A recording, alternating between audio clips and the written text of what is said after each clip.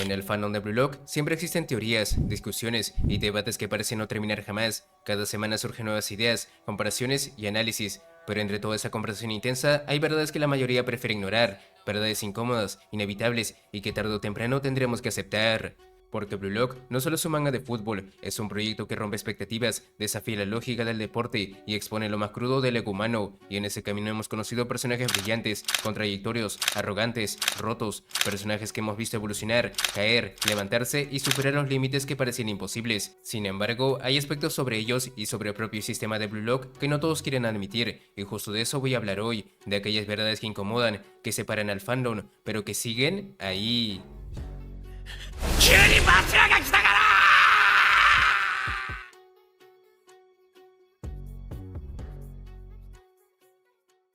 Sae no es mejor que Kaiser.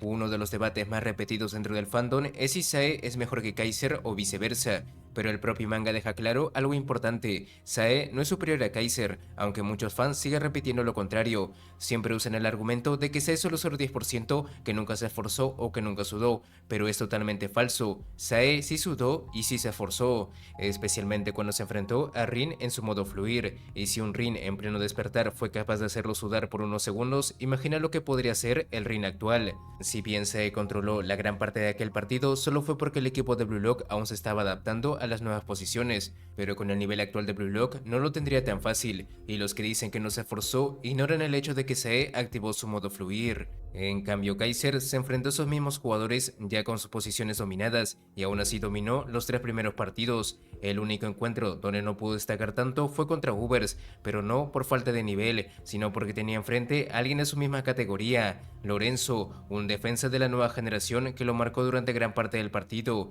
y aún así, Kaiser logra anotar pese a que intentaron neutralizarlo por completo, y lo hizo sin ni siquiera sudar, a pesar de enfrentarse a un equipo cuya especialidad es precisamente la defensa. Pero por eso no voy a decir que Kaiser no se esforzó, porque sí lo hizo, y sí sudó, pero eso ocurrió en el partido contra PXG, debido al colapso mental generado por su reto personal contra Izagi, competir para ver quién anotaría más goles. Además, Kaiser estaba redescubriendo su nuevo ego, atravesando un cambio interno que afectaba directamente su rendimiento. Pero muchos dirán, si es tan bueno, ¿por qué no anotó más goles y solo uno por partido? La respuesta es clara. Kaiser terminó marcando solo un gol por partido porque cada jugador del Bayern München buscaba su propio gol, Izagi, Kunigami y Yukimiya. Además, esa misma rivalidad interna fue lo que le empujó a Kaiser a evolucionar y a llevar su ego aún más lejos. Además, hay un punto que muchos olvidan: se empezó a jugar desde el año de edad, dedicando literalmente toda su vida al fútbol, mientras que Kaiser empezó a los 15, y aún así en solo 3 años se volvió conocido mundialmente y se convirtió en uno de los 11 jugadores de la nueva generación como delantero estrella, mientras que Sae, al encontrarse con el fútbol real, renunció a ser delantero y se convirtió en mediocampista. Con todo eso sobre la mesa, es evidente que Kaiser es muy superior a Sae. El mejor jugador de la nueva generación no es Kaiser. Aunque me duele admitirlo, Kaiser ya no es el mejor jugador de la nueva generación, debido a la revelación de alguien más. Y eso que en este grupo hemos conocido a jugadores como Lorenzo, Sae, Bunny y recientemente a Hugo. Todos ellos destacan por sus habilidades únicas, aunque todavía no hemos visto cuál es la habilidad de Hugo, pero está claro que debe sobresalir en algo para ser considerado parte de la nueva generación. Aún así, hay alguien quien está por encima de todos, y ese es Loki. Recientemente se confirmó que forma parte de esa nueva generación, ya que solo tiene 17 años, pero ¿acaso es considerado el mejor solo por su edad? No, en absoluto, es reconocido como el mejor porque sus hazañas lo respaldan por completo. No solo pertenece a esta generación, sino que además es considerado parte del Quinteto Mundial, un grupo reservado únicamente para jugadores de talla mundial. También fue contratado como maestro del PXG en la Liga No Egoísta, algo que muy pocos jugadores jóvenes pueden presumir. Incluso Noel Noah, el mejor delantero del mundo, reconoce a Loki como su rival, y eso que Loki apenas tiene 17 años. Todo esto se debe a su velocidad sobrehumana, una habilidad tan extrema que hasta ahora nadie ha sido capaz de seguirle el ritmo. Lo más sorprendente es que aún no lo hemos visto jugar al máximo de su potencial. Pero eso cambiará en el mundial actual. Cuando se enfrente a Japón, finalmente veremos de qué es capaz cuando juega en serio. Por todas estas cualidades, Loki ahora es el mejor jugador de la nueva generación, seguido por Kaiser. El mejor maestro es Chris Prince.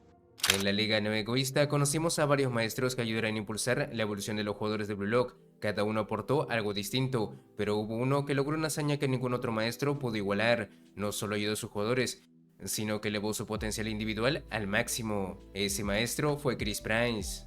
Chris no solo guió a Chigiri a encontrar su zona, también ayudó a Reo a descubrir la mejor forma de aprovechar su talento. Les dio consejos precisos, útiles y adaptados a cada uno, que debían mejorar, cómo pulir su ego verdadero, cómo explotar sus armas y cómo dominar su propio estilo para no quedarse estancados, pero solo los que siguieron sus enseñanzas lograron sobresalir. Además, Chris no se limitó a dar órdenes, enseñó, acompañó y construyó junto a sus jugadores, entendió sus fortalezas, respetó sus egos y les dio las herramientas para evolucionar. A diferencia de Snuffy, quien si bien apoyó a su equipo, jamás logró sacar el máximo potencial de todos. Su método se centró en imponer un sistema completamente construido alrededor de Barrow, un enfoque tan rígido que hasta el propio Barrow terminó rechazándolo, demostrando que Snuffy no comprendió ni respetó el ego individual de sus jugadores. Por eso, Chris Prince es considerado el mejor maestro de la Liga No Egoísta, un entrenador que se adaptó a cada jugador, a diferencia de Snuffy, que solo asignó roles y posiciones sin ajustarse al verdadero potencial de cada uno. El prodigio con más potencial es Reo. En Blue Lock existen los prodigios, jugadores con un talento natural, capaz de aprender, replicar y perfeccionar jugadas a una velocidad inhumana. Son futbolistas que observan, entienden y se adaptan rápidamente, capaces de reproducir técnicas una y otra vez, aunque por lo general no pueden crear algo completamente nuevo. Pero entre todos esos prodigios jóvenes, hay uno cuyo potencial destaca por encima de todos los demás, y ese es Ryo Mikage. Ryo no solo imita las habilidades de los demás, las copia con una precisión del 99%, reproduciendo movimientos, técnicas y patrones casi a la perfección. Su capacidad de aprendizaje es tan rápida y tan flexible que parece absorber las habilidades ajenas como si fueran suyas. Ahora imagina que ese 99% se convierta en un 100%. O incluso algo todavía más peligroso, que Ryo dejará de limitarse a solo copiar y empezar a combinar lo que copia, mezclando habilidades de distintos jugadores para crear técnicas nuevas imposibles de predecir. Ese sería el momento en el que su potencial dejaría atrás a cualquier jugador de su generación.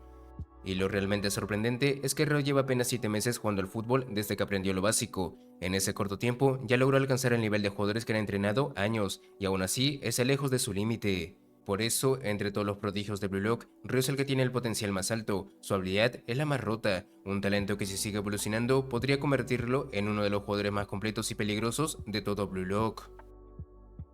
El genio con mayor potencial es Nagi.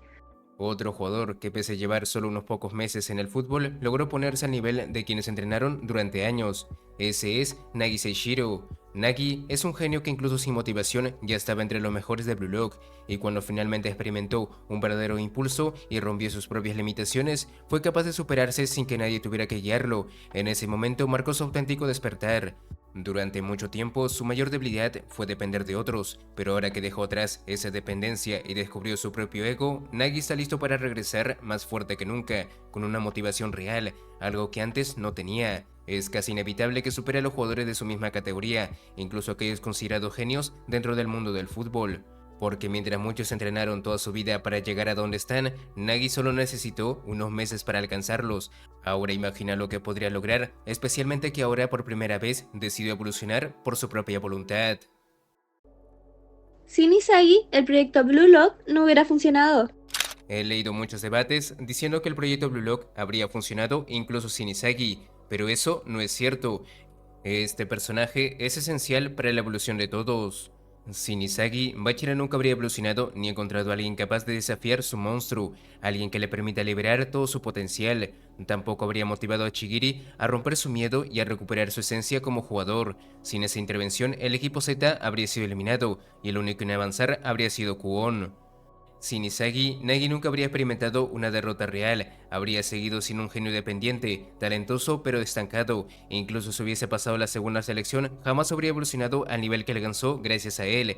Lo mismo ocurre con Rin, cuyo crecimiento se disparó solo después de enfrentarse a Isagi. Y sin esa cadena de evoluciones, el partido contra la Sub-20 de Japón habría terminado en una derrota aplastante, el proyecto Blue Lock habría sido cancelado.